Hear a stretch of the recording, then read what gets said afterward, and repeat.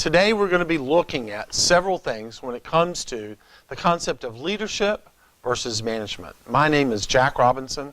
I'm a senior consultant with K&P, and let's begin today by taking a look at an overview of some key tenets or some underlying truths, if you will, about managing and leading in this country. We call them words of wisdom for emerging leaders. First thing I want you to think about is this phrase.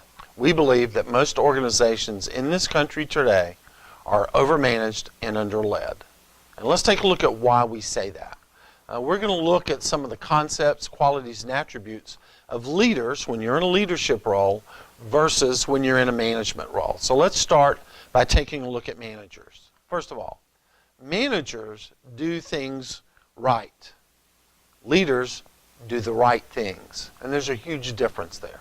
Think about yourselves working every day with your employees. Second point, managers focus on things, events, tasks, very task-oriented.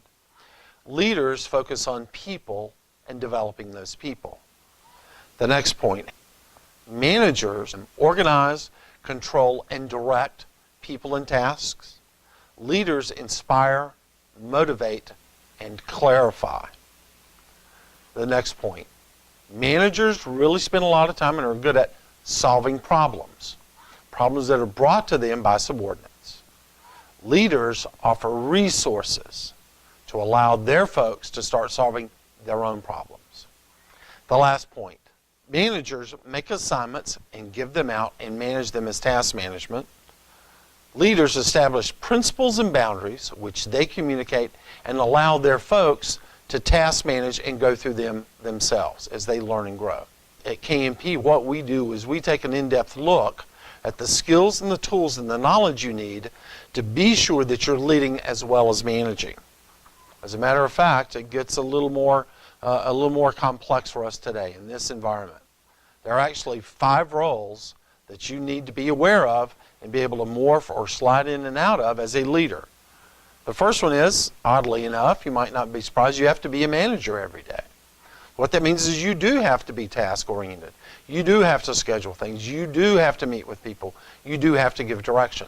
That's one of the things that you do every day.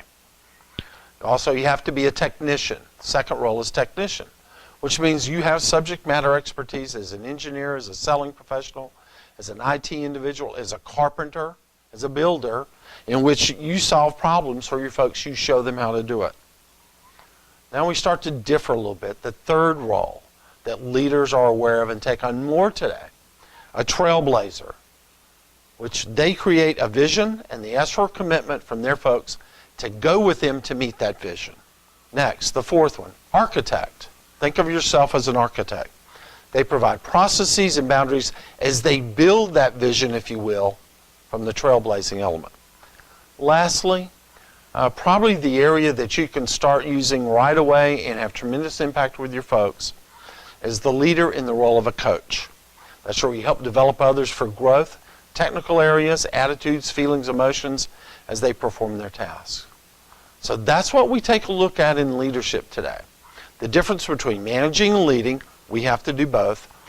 Underneath that, we have to think about there are 5 roles identified in which we as a leader and a manager have to slide in and out of those roles situationally depending on what's in front of us. For the future, that's where we need to go, that's where you need to go, and we'll be willing to work with you and take you there. Thank you.